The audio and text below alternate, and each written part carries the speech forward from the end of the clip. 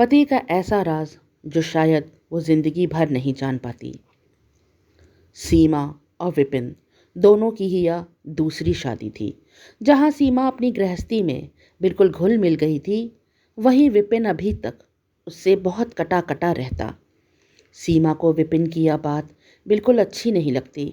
शादी को 1 साल बीत चुके थे। ये सब सहना बहुत कठिन होता जा रहा था। जब भी वह अपनी सास से इस बारे में बात करती तो वह टाल जाती और कहती, समय के साथ सब ठीक हो जाएगा। एक दिन सीमा के सब्र का बांध टूट गया और वह विपिन को छोड़ के हमेशा के लिए जाने लगी। सीमा की सास ने उसका हाथ पकड़ लिया और उसे वह राज बताया जिससे वह अभी तक अनजान थी।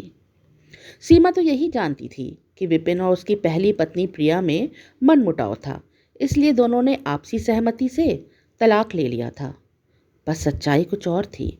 विपिन और प्रिया में कोई मनमुटाव नहीं था। दोनों एक दूसरे को दिलो जान से चाहते थे।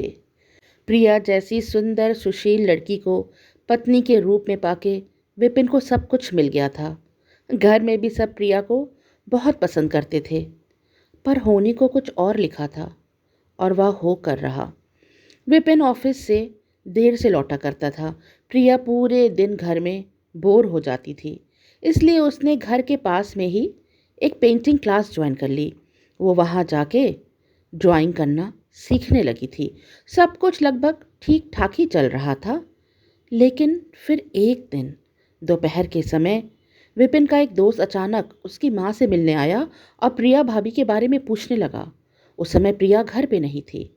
विपिन की माँ परेशान हो गई कि आखिर वह प्रिया के बारे में पूछताछ क्यों कर रहा है, लेकिन उसने उन्हें कुछ नहीं बताया और चुपचाप वहाँ से चला गया। शाम को जब प्रिया वापस आई तो विपिन की माँ ने उससे पूछा कि आज उसे आने में इतनी देर क्यों हो गई। वो प्रिया जो हमेशा शांत रहती थी, गुस्सा करना तो उसे आता ही नहीं था, वो अचानक गुस्से से लाल हो गई और वह कहने लगी कि वह उसका पीछा करवाना बंद कर दें, पीछा कराने की कोशिश ना किया करें। उसने यह बात बहुत तल्ख अंदाज में बोली। बात यहाँ पे नहीं रुकी। उसकी सास ने जब थोड़ा कड़क होकर उससे फिर से पूछताछ की, तब वह ज़ोर ज़ोर से बोलने लगी कि वह अपने बॉयफ्रेंड से मिलने जाती है। उसका शादी से पहले अफेयर था। ये शादी उसकी मर्जी से नहीं है। प्रिया की सास निस्तब्ध होकर उसका चेहरा ही देखती रह गई।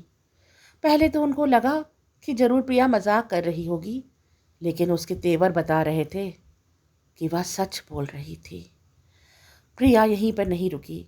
उसने अपनी सास को यह भी कह के धमकाया कि अगर उन्होंने विपिन को इस बारे में कुछ भी बताने की कोशिश की तो वह उन्हें दहेज के झूठे केस में फंसा देगी और आत्महत्या कर लेगी। घर में एक अजीब सा सन्नाटा छा गया, जैसे किसी शैतान का साया घर पर मंडरा रहा हो। तभी कॉल बेल बजी। रात के 8 बज चुके थे और दरवाजे से विपिन 2-3 इंस्पेक्टर और अपने दोस्तों को लेके तेजी से कमरे में प्रवेश कर गया। उसका चेहरा गुस्से से तमतमाया हुआ था। उसने प्रिया की तरफ देखा भी नहीं, सिर्फ उससे इतना कहा कि वह तुरंत अपने घर चली जाए। तलाक के कागज उसके घर पे पहुंचा दिए जाएंगे। विपिन बिल्कुल टूट चुका था। विपिन और प्रिया जिस तरह से एक दूसरे के साथ रहते थे, कोई कह नहीं सकता था कि प्रिया इतनी अच्छी अदाकारा थी। विपिन का दिल अब कहीं नहीं लगता। विपिन की माँ ये कह के तो चुप हो गई, लेकिन सीमा के आंखों से आंसू बहे जा रहे थे।